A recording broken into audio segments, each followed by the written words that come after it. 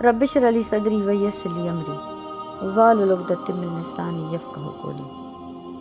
اعوذ باللہ من الشیطان الرجیم، بسم اللہ الرحمن الرحیم۔ السلام علیکم مائی فرینڈس۔ آج میرا جو ٹاپک ہے وہ ہے حضرت مریم علیہ السلام کا واقعہ، اسٹوری آف حضرت مریم علیہ السلام۔ حضرت مریم علیہ السلام کا نام تو آپ نے سنا ہوگا۔ حضرت مریم علیہ السلام کا ذکر قرآن کریم میں کئی جگہ پہ آتا ہے، خصوصاً سورہ مریم میں اس کا ذکر زیادہ ہے۔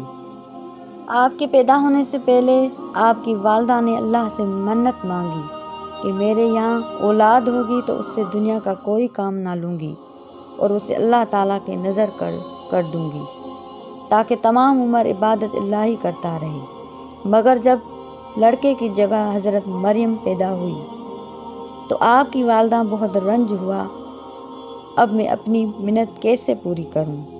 میرے یہاں تو لڑکی ہوئی ہے، مگر اللہ تعالیٰ نے انہیں قبول کیا۔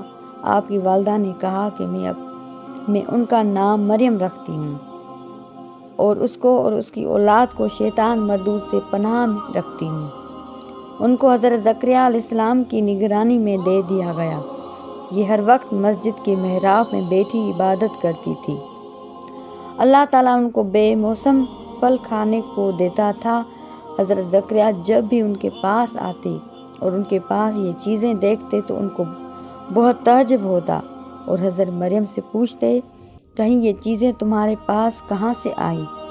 حضرت مریم جواب دیتی، یہ سب اللہ تعالیٰ کی طرف سے ہیں، وہ جسے چاہتا ہے بے حساب رزق دیتا ہے۔ ایک روز کا ذکر ہے کہ وہ اپنے لوگوں سے پردہ کر کے الگ پورب رخ ایک جگہ جا کر بیٹھی۔ اللہ پاک نے جبریل کو ان کے پاس بھیجا اور ان کے پاس کامل انسان کی شکل میں آئی۔ حضرت مریم نے غیر آدمی کو دیکھا تو پکار اٹھی، اگر تم نیک آدمی ہو تو میں پناہ مانگتی ہوں۔ فرشتے نے کہا کہ میں تمہارے رب کی طرف سے بھیجا گیا ہوں، تمہیں پاک لڑکا دوں گا، اس کا نام مسیح ہوگا، وہ دنیا اور آخرت میں معزز اور اللہ کے نیک مقرب بندوں میں سے ہوگا، جھولے میں اور بڑا ہو کر لوگوں سے باتیں کرے گا اور نیک بچوں میں سے ہوگا۔ حضرت مریم نے کہا، میرے یہاں لڑکا کیسے ہو سکتا ہے؟ مجھے کسی آدمی نے چھوا تک نہیں اور میں بدکار بھی نہیں۔ اللہ کی طرف سے جواب ملا کہ ایسا ہی ہوتا ہے، ہم اس کو لوگوں کے لیے نشانی بنائیں گے اور اپنی رحمت کا ذریعہ قرار دیں گے۔ اس کو کتاب، عقل اور دانائی اور تورات اور انجیل کی تعلیم دیں گے اور اسے بنی اسرائیل کے لیے رسول بنا کر بھیجیں گے۔ اس کے بعد جبریل نے ان کی گریبان میں پھونک مار دی، جس سے حضرت مریم کو حمل ہو گیا اور وہ دور ایک مکان میں چلی گئی۔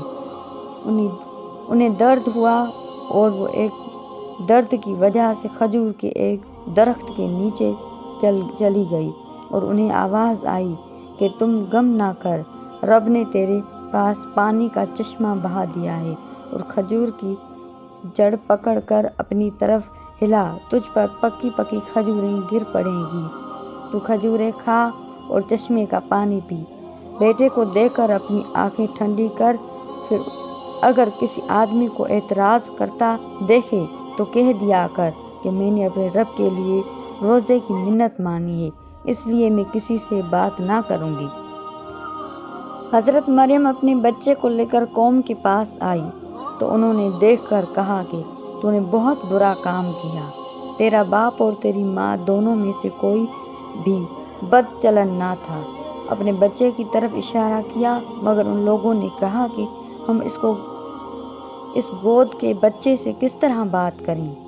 بچہ بول اٹھا، میں اللہ کا بندہ ہوں، اس نے مجھے کتاب دی ہے، نبی بنایا ہے، جہاں کہیں رہوں مجھے برکت والا کیا ہے، جب تک زندہ رہوں مجھے نماز اور روزے کا حکم دیا ہے، اپنی ماں کے ساتھ بھلائی کرنے والا بنایا ہے، سرکش اور بدبخت پیدا نہیں کیا گیا۔ مجھ پر اللہ کی امان ہو، جس روز پیدا ہوا، جس روز مروں اور جس روز زندہ اٹھایا جاؤں۔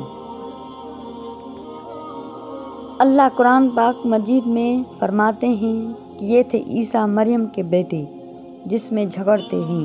اللہ ایسا نہیں کہ اولاد رکھے، وہ پاک ذات ہے جب کوئی کام کرنے کا چاہتا ہے تو کہتا ہے ہو جا، وہ ہو جاتی ہے۔ حضرت مریم کے قصہ سے ہمیں یہ سبق لینا چاہیے کہ جب کوئی نیکوکار ہو جاتا ہے، جب کوئی اللہ کی عبادت میں مشغول ہو جاتا ہے، جب وہ دین اور دنیا کے کاموں میں درست ہو جاتا ہے اور اللہ کو وہ محبوب ہو جاتا ہے تو اللہ اسے آزمائش ضرور لیتا ہے۔ حضرت مریم کی یہ آزمائش تھی کہ اس کو حضرت عیسیٰ علیہ السلام پیدا ہو گئے بغیر باپ کے۔ لہٰذا اگر ہم میں سے کوئی ایسی آزمائش آتی ہے، ایسی ناگوار بات ہمارے اوپر آ جاتی ہے تو ہم ہر وقت اللہ کا ذکر کریں، اس کا شکر ادا کریں۔ اور نیک بندوں پر جب آزمائش آتی ہے تو اللہ ان کے درجے بلند کر دیتا ہے۔ لہٰذا ہمیں اچھے کام کرنے چاہیے اور دوسروں کو بھی اچھائی کی دعوت دینی چاہیے، اور اس میں اگر کوئی مشکلات یا کوئی پریشانی یا کوئی اللہ کی طرف سے آزمائش آتی ہے تو ہمیں ان کو ثابت قدم سے سہنا چاہیے اور برداشت کرنا چاہیے اور اللہ کا ساتھ ہی ساتھ اللہ کا ذکر کرنا چاہیے۔ اللہ ہمیں اور آپ کو نیک بنائے۔ جزاک اللہ۔